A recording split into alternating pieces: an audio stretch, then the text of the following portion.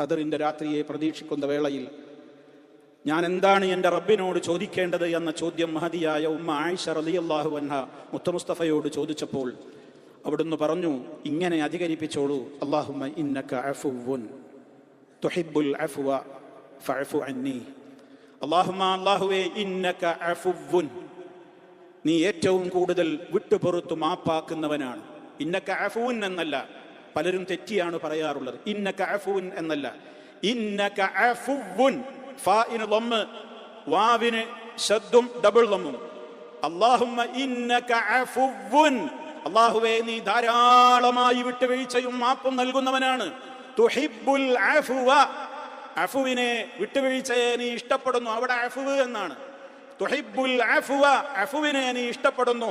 ഫഅഫു അന്നി, എനിക്ക് നീ എന്നോട് നീ മാപ്പാക്കണം, എന്നോട് പൊറുക്കണം, എൻ്റെ പാപങ്ങൾ വിട്ടുവീഴ്ച ചെയ്യണം.